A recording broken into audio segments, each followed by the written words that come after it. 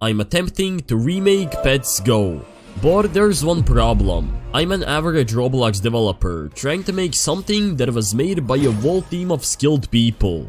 I'm giving myself 2 challenges: creating a pet exists system and fully scripting everything that I made in my previous video. And if I fail, well, I can say goodbye to this game. This won't be so easy. If you missed the previous episode, here's a quick summary of what I was able to do. Make a rolling system, inventory UI, and a tree upgrade system. Half of these features are not fully scripted, which I will fix later. But now I need to start challenge 1. Creating a system that counts how many pets exist in the entire world. I have never done this before, so this is going to be fun. Before I can count how many pets exist, I need to actually give them to the players. So I created a system for that. I created this simple way to store data. As you can see, I gave myself 2 starter pets, a cat and a dog. However, they won't appear in my inventory because I still need to script the client side. I don't know why I said that I will script the client side, since I'm still creating a function that gives you the pet. I created a variable to track how many of the same pet exists. This one little table is going to hold the whole data. Hopefully, I won't crash Roblox. So I'm finally done creating the pet exists system, but I realized I got a huge problem. I scripted it on the client instead of the server, so it just won't work. All this work is for literally nothing. Yeah, I had to rescript the entire system. However, this one is a lot better. It has a function to add a pet and also delete it if something ever happens to it. It wasn't that hard after all, and now it works. As you can see, if I go ahead and roll a pet, I got a shark and it should update to 4. Yup, there it is. It works perfectly fine. I consider challenge 1 completed. This wasn't so hard after all. However, looking at challenge 2 makes me want to quit developing. I have to script everything that you see on the screen right now, and also the inventory, which is really complicated, because you have to deal with so much data. I started by adding a section for equipped pets, then I got to work on the scripts. I created a lot of functions that hopefully will work. This is taking way longer than I expected because creating data systems is really complicated. I'm trying to think of an efficient way to store the pets and make them stack. Currently, each pet has a unique number and I somehow need to find it if it already exists. I created a function that will find the pet by its unique number and then add +1 to the count if it already exists. Long story short, there are many problems, and the main one is that the data doesn't get updated. I will try to figure this out.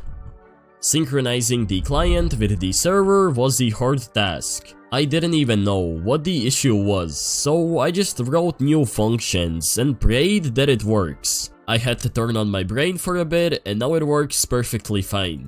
There are some minor bugs where I sometimes have to click this pet multiple times, but I can easily fix that.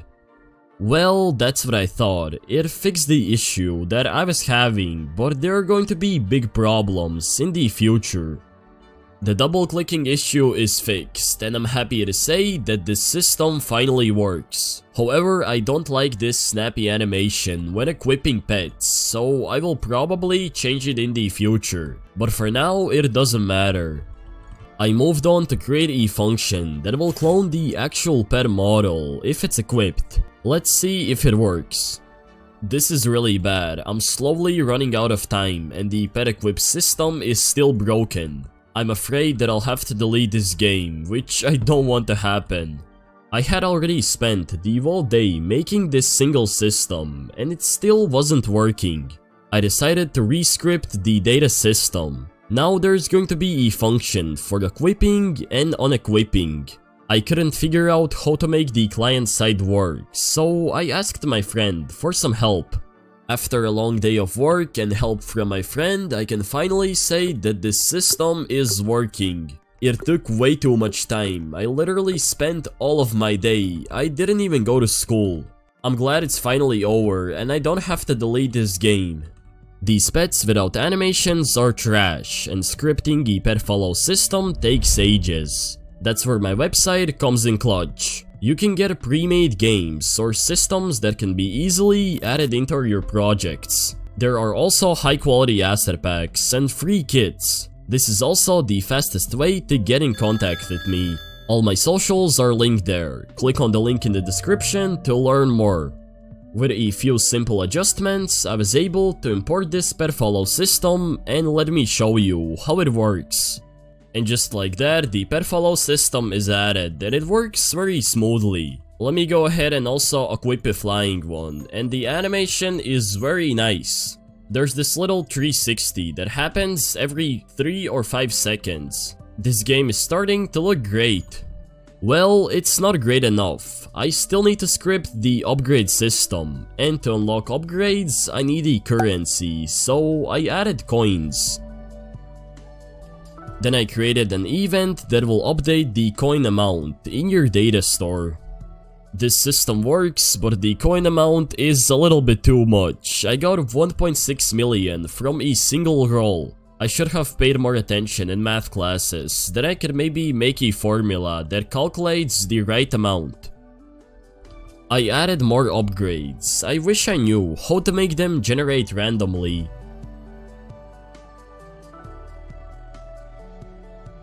Now I scripted the server side, which is going to update the data and save it. And then I moved on to the client side, which will handle all the animations. I'm done scripting the basics of the upgrade system. Now, as you can see, the UI is not scaled properly. Hold up, let me fix this. I added an UI aspect ratio. That should do the trick. Now these elements are scaled properly, and as you can see, when I try to unlock it, I can't, because I don't have enough coins, so let me roll a pet. I got a shark, and that gives us a lot more coins than we actually need, but let me go ahead and unlock this upgrade. I haven't scripted the part where it gives the reward, but the main system is done, and that's all I need right now. In this episode, I was able to create the main systems of the entire game. I'd say I did really well, and challenge 2 is definitely completed. I don't know how long I will continue these episodes because I'm working on something else. Anyways, don't forget to smash that subscribe button. Thank you for watching, have a great rest of your day, and peace.